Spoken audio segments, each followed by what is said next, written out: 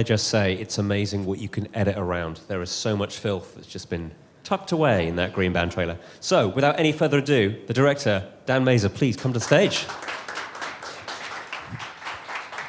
Yeah, I do actually want to apologise for the trailer. I think it's relatively terrible and unrepresentative of the film, because the film, for example, I have two daughters, and I wanted to show at some point, like my daughter, one of 8, one of 5, just like 30 seconds of the film, and couldn't find 30 seconds that wasn't disgusting to show them. So you're right, it is a sort of vague triumph that they managed to get anything out of that. We tried our best to get 2 clips that were filth-free. So coming up later, there'll be a couple more clips that test this incredible task. Okay. But tell us how you were first introduced to Dirty Grandpa, because I like to imagine it was one of those pictures where they went, Dan, Robert De Niro, Zac Efron, the filthiest holiday ever. Go. Well, it's weird. So they sent me the script, which I read in a vacuum. It was a Sunday night. I think Call the Midwife was on, something like that. And I was sat on my computer, distracted from Miranda Hart's finest work, to read the script. And I thought, God, this is funny, this is filthy, this is terrible. And then Monday called, as us director types do, called my agent and said, that's a funny script. What's the story? And they said, well, Robert De Niro and Zac Efron are attached. And I went, right, okay. Has Robert De Niro read the script in any way? And they went, yeah, no, he read it, he liked it. I said, and it's not like Robert Nero, a different actor, like Robert David Nero, who uses the D. And they went, no, it's Robert De Niro, he's read it and he genuinely is going to do it. At which point I just thought, well, this is remarkable and unlikely. And likewise, Zac Efron. I mean, slightly less of a surprise that he's doing it after Neighbours, but still sort of amazing. And at that point, it was like, okay, well, if you can prove it and put it in writing that these people are actually going to do it, then I'm interested. And then I had to go and meet Bob, as I now call him, which is extraordinary in itself. Like, it's unbelievable. Bob De Niro. And again, I said, the first thing I said to him was like, and you've read the script? And he went, yeah, no, I read it, I like it. And so, and that bit, and he goes, yeah, I read that bit, and that bit, and yeah, and that bit. So it was sort of amazing. And it's interesting, because, I'm aware of that people think that Bob sometimes does movies that he doesn't necessarily commit to, that he might just sort of phone it in, and that was obviously a concern and a worry. But I have to say, on this, he committed so absolutely and fundamentally to being as kind of extreme and as edgy and as full on with this role as humanly possible. It was extraordinary to me. There is no way that anybody who's seen this film will say that Robert De Niro phoned it in. No, that is very true. So much filth coming out of that man's mouth. Tell me, was any of it improvised? Because I like the idea that he was reading the script and went, you know what, I can make this dirtier. He definitely threw in a few extra fucks every now and then. Like he's very good with a fuck. But what we would do, sometimes the writer and I, a guy called John Phillips, would sit by him, and what's quite frequent, quite a common occurrence now in kind of Hollywood movies is you do a thing where you give the actors alts, which is alternative funny lines. So you have what's scripted, and then on the day, just in case when you go and test the movie or you go and put the movie out, people don't laugh at that line, you want an alternative. You want something else that you can cut in. So we'd stand sort of as far as I am to you with Bob, and we'd just throw the filthiest things we can imagine at him. Like, there's a line in the movie about Queen Latifah shitting from a hot air balloon. And he'd go, Queen Latifah shitting from a hot air balloon? And we go, yeah. He goes, okay. And he'd say it, and he basically was sort of, as long as he kind of understood it and could get his head around it, he had faith in us that we weren't embarrassing him unduly. And it may turn out that we have done and we will do, but at the time he was very game. We should move on from Mr. De Niro, but I do feel like you've uncorked this untapped comic, I don't know, filth monster, because of previous movies he's done recently, one I'm thinking of is Grudge Match. He has a scene where he farts in his trainer's face, like as a boxer. Oh. And you go, well, this is the beginning of something. There's something here, there's something going on. But he's also shows off, as well as his his amazing way with words. He shows off a physical prowess we haven't seen for a while. I mean, fuck, it's unbelievable. So he's a 72-year-old man who can do one-arm push-ups, unbelievable, chin-ups, just as he's talking to you. I'm giving him direction, and he's just doing this, just cranking them off like 10 at a time, just going, and you just think, how is this even possible? And then it turns out he has a trainer every day, and he's incredible. He's in incredible physical shape. But it's extraordinary. A 72-year-old man doing one-arm push-ups and pull-ups and all those sorts of things. That in itself, if you see the movie for nothing else, it's just like, wow, he can do that. We're going to jump to a clip now which has absolutely no Robert De Niro in it. I apologise in advance. That's the beginning of the film. So yes. That's Zac Efron at his preppiest, his most straight-laced. How did it feel getting him in that kind of get-up? And then suddenly, I think within about 40, 30 minutes, he is almost totally naked, wearing a bee thong. He is, a hornet thong, strictly. Hornet thong, I apologise. There's a great distinction. I mean, again, Zac was sort of brilliant, and it's weird because previous to this, I wasn't necessarily that familiar with his oeuvre, apart from probably High School Musical and his early stuff. And he's actually a sort of amazing actor, like not even a sort, like an amazing actor. And it was just like every day he surprised me with his intelligence and his sense of humour. And in this, he plays probably the straight man to Bob slightly, although he has lots of funny moments of his own, like the bee thing and, anyway, lots of things. But again, for somebody so unbelievably beautiful as a man, he has an incredible lack of vanity, and that's sort of weird. You think you are doing things to yourself that you have no need to do because you are a god in human form, and you are somehow desecrating this godlike figure that you have. But he was really happy to do it, and I think that's the great thing for me about the movie, is that I got these two kind of icons in different ways and with perceptions of them to really let go and go to places they hadn't ever gone to before as performers. So I think if nothing else, the movie does that. There is a bit where he does sing, not to give too much away. Were you tempted to put in any Robert De Niro references? Or were you like, I've got to back away from that? Robert De Niro references as in like Bananarama, Robert De Niro's waiting, talking Italian. That would be amazing. You missed that trick. I did miss that trick.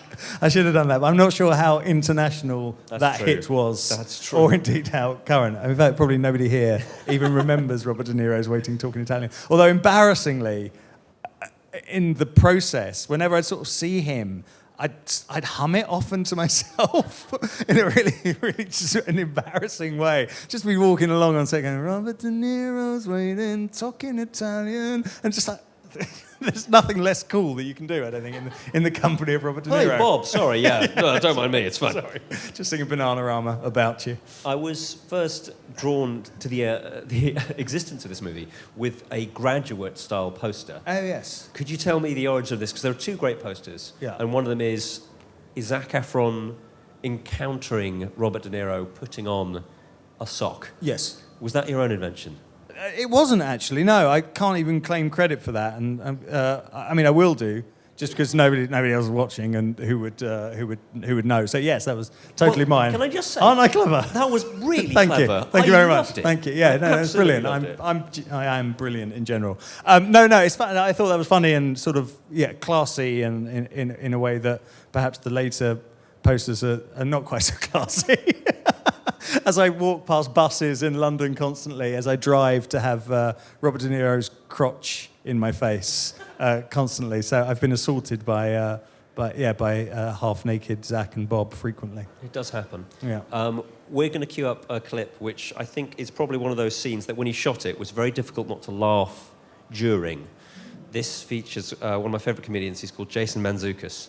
So please enjoy Pam. Was that a particularly difficult one not to corpse during? It gets funnier later in the scene, actually, and then again, but we can't show it. And that was difficult because Jason's brilliant. If you don't know him, he's a brilliant sort of improv comedian who's been in lots of TV shows and had sort of smaller parts in lots of big movies. I worked with him in a movie I did with Sacha Baron Cohen called The Dictator, where he played Sacha's sidekick in that. And he's always brilliantly funny. And what I like to do on set is let people improvise. And because he is much funnier improvising than I am writing, slaving over a script for 3 years. So, ultimately I get the credit for his funny lines. So it's great. It's a win-win situation. And so he'd go out there and just sort of say stuff the entire time, and then I'd have to sort of come back and spend hours in an edit trying to make sense of it in a weird way. But he's a brilliantly funny man and sort of comes in lots of scenes in this movie and steals them, I would say. It's what he does. It's what he does. He likes doing it. Mm-hmm. You shot some of this on location. Well, who were the worst or most difficult fans to deal with on set, coming up, interrupting things? Was it the De Niro guys or was it the Efron guys?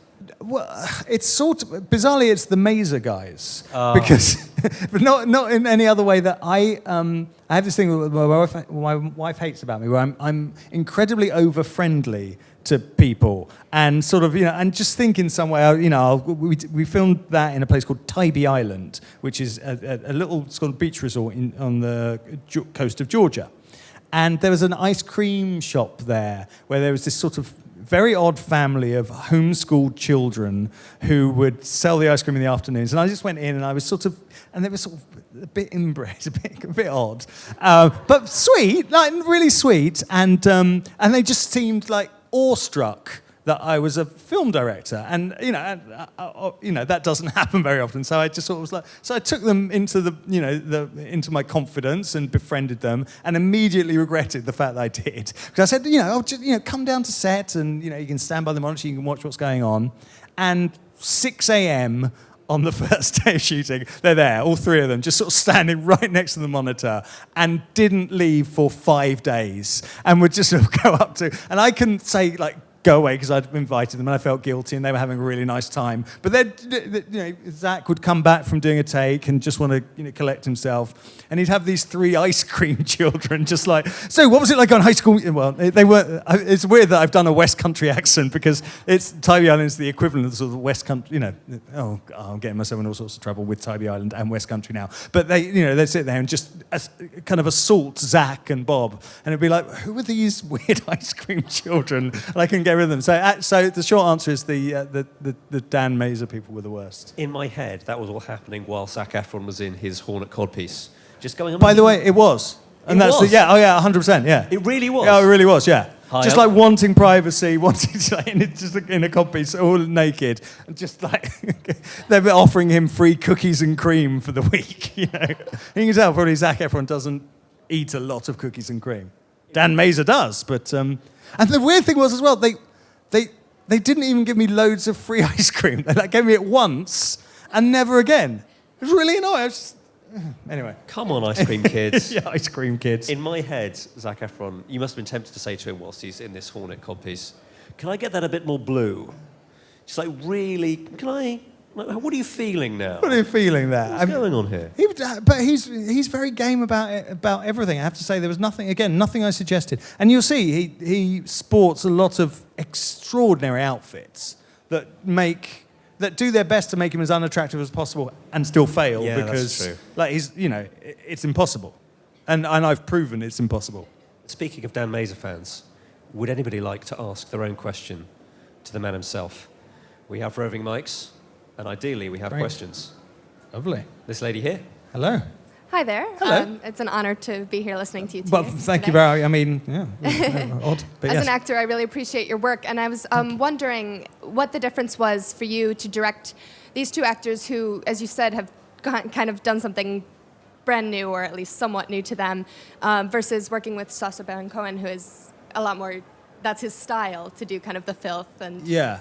I mean, it's interesting. I mean, it places a lot more onus on me in order to make them feel comfortable with the filth, if you see what I mean, which is sort of my job, and just so they have confidence that it's going to be funny and just not horrible and obnoxious and whatever. Whereas Sasha just is innately filthy and will try and be as filthy as possible, as often as possible. And sometimes with Sasha, it's a case of just saying, well, you might just need to rein back the filth and then kind of go into it. And of course, when the big difference more than anything is that those movies, the Borats and the Brunos and Ali G, when we did Ali G, not the movie, but we were dealing with real people, so it was all about really making it feel authentic, Sasha's performance, and that he could be those characters. Whereas obviously here you can go as big or as small, and you do variations of that with Bob and Zac and all the other cast. So that's sort of the main difference. Bizarrely,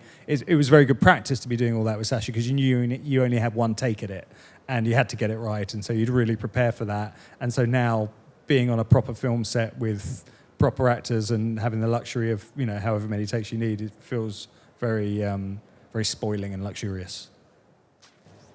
Any more for any more? We have a man here in a lovely scarf. There's a nice scarf, college scarf maybe. Hello. I noticed by the trailer that the story is set in Florida. Is there any reason behind it? Why Florida and not LA, for example? Well, Spring break! Spring break, exactly right. So it has to be spring break, and Florida is traditionally the venue for spring break. And interestingly, I had been on 4 spring breaks myself, filming, always filming. One for Bruno, one for Borat, one for, maybe 3 spring breaks, and one for a TV show that I did called Dog Bites Man for Comedy Central. So, and weirdly, none of the Americans had actually done spring break, and I had this expert knowledge of Daytona Beach. So they just like, really? How do you? So it turns out I had greater knowledge than them. And then we actually shot the movie in Atlanta, and then this weird place, Tybee Island, both in Georgia, for odd tax reasons. Basically, everything is for tax nowadays. And in Georgia, you get tax relief, which is incredible. I can't believe I'm talking about tax. I'm here for tax reasons. Exactly. Just to clear things up. Yeah. Well, so This counts as charity work. Thank you. Can I ask about Aubrey Plaza, who's Yes. I think, best known for Parks and Rec. Mm-hmm. And she plays this kind of dour, grumpy cat type character. And in this, she is not that. No. That's another character-breaking moment here. Yeah. What advice did she ask of you before she, say, mimed having sex with Robert De Niro?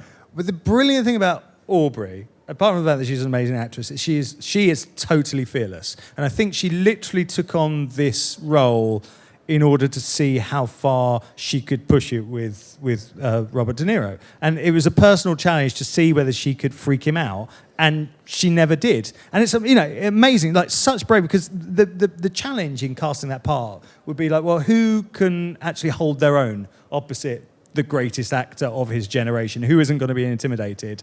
And frankly, I think probably Bob was more petrified of her by the end than vice versa, because she's extraordinary, unbelievably funny and brave and brilliant, and again, nothing was too much or too extreme for her.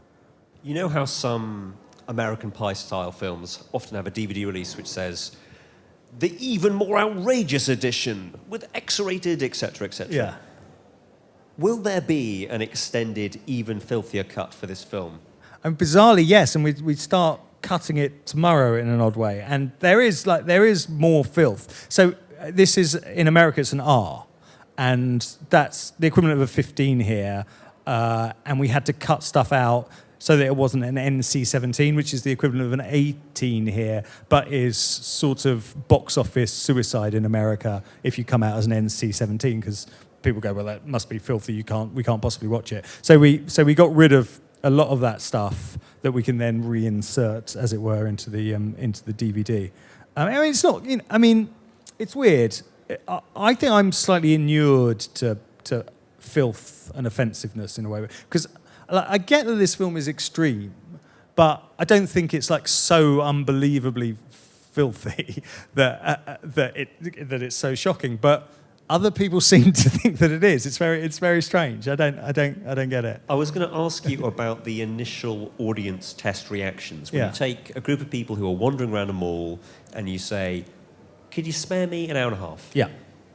What was the initial reaction for the most part? Sort of amazing. Like, and I couldn't. Again, which is why I find it weird that people think it's extreme. So, if for people who don't know, what you do is we went to a mall in Orange County, which is about an hour outside LA, where they recruit 400 people on a Tuesday night to come and sit and watch a film that they don't really know anything about. And then they all fill in cards at the end, and they give the score. They give the film a score, and at the end they take about this amount of people. They take 20 people, and they do a focus group on the movie and ask everyone's opinion. And the first question was, well, apart from like, do you like it, do you not like it, put your hands up if you found this film offensive. And of the 20, nobody put the hand, and I've done much less offensive things, more offensive things, less offensive things that people have put their hands up. And it was sort of like, oh, okay, this is sort of weird, because I think the film ends nicely and it sort of has quite a traditional narrative in a weird way. So I think it sort of maybe slightly takes the curse off everything. So it was sort of incredible. Or maybe it was just maybe there was some weird S&M convention going on next to the mall in Orange County that night. I don't know, but it was yes, it seemed to survive. It could have been the ice cream children who'd followed you to the mall. Plying people with cookies and cream ice cream. Yeah, it's true. I'm going to throw it back over to the crowd because we have just 5 minutes left. So make all of these questions extra excellent. Extra excellent. Hi, can you talk a little bit about the editing process of the film? Were you cutting when you were shooting, or did you do it all afterwards? Well, as we shot, I had an editor in New York who put together an assembly, basically, that essentially was about 3 hours by the time we finished, which is everything. They just put everything in without any real sort of judgment, or obviously they choose which takes they prefer, but everything goes in.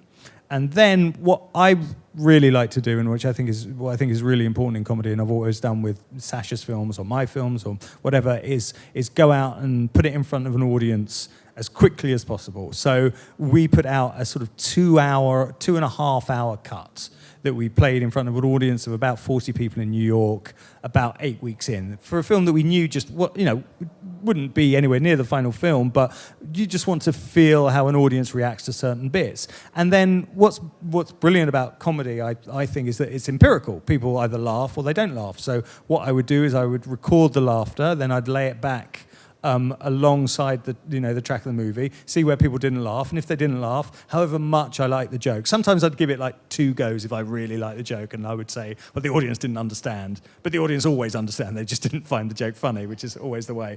And then you just pluck out the jokes that don't work, and then hopefully you've got enough jokes to last 90 minutes. And fortunately, I think we have, and we did. And so, I ended up testing the movie just in front of like friends and family and small screenings before we went to the big preview. I probably did that sort of 7 or 8 times. I'd like to do it once every week and just keep, honing it and making it work. And interestingly, for often, as I'm sure you're aware, with movies get completely reinvented in the edit, so that what was scene 27 becomes scene 64 or whatever. With this, that didn't really happen. It stayed pretty linear, and we didn't really mess around too much with the structure. But certainly, we tried different jokes and weeded out the jokes that didn't work. When you say showing it to your friends and family, does that include your grandpa? My grandpa is long gone, thank God. Otherwise, thank God. It might have finished him off. It's true. My granddad once watched Top of the Pops when we were in the sort of 80s. The golden era, and when Boy George came on and said, "Now there's a good-looking woman," so I feel like he wouldn't necessarily have understood a lot of what was going on. He should turn up in the sequel, I think. Yeah, it's true. Another question, please. Any more? We do only have one quick one. Lady in the red check shirt. What was your biggest challenge in making the movie, do you think?